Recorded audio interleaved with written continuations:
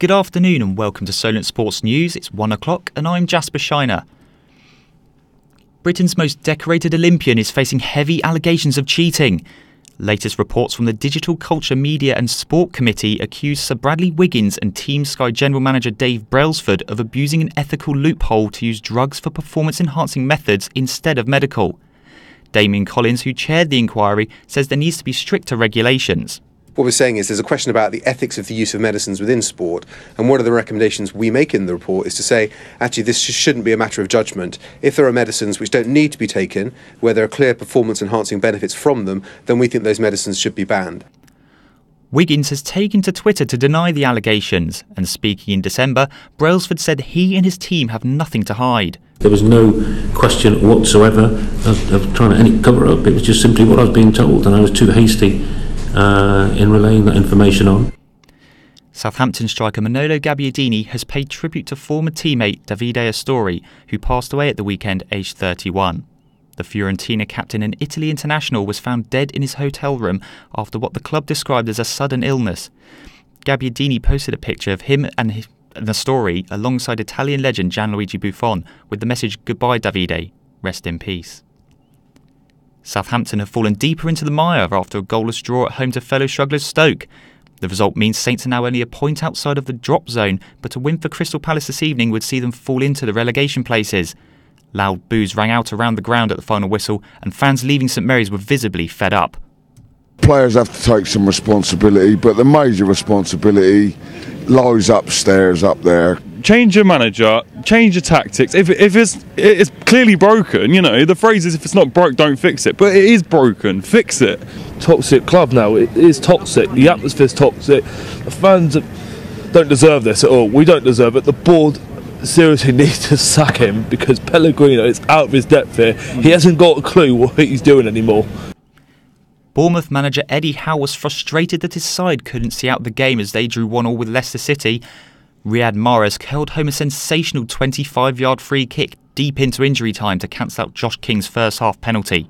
Obviously we were slowing the game down, but to put 7 minutes on, I felt the final whistle was seconds away when we gave the free kick away for the goal. It's a frustration, of course. We just wanted to get over the line so much and get those points, but it wasn't to be. And you have to give credit for Leicester for showing the moment that got them back in it.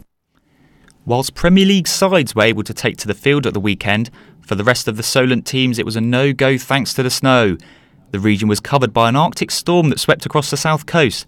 However, it was a quick turnaround for one team as Gosport Borough take on Hereford tonight in a fixture rescheduled from December. The FA's chief executive has apologised for comparing the Star of David to symbols like the swastika.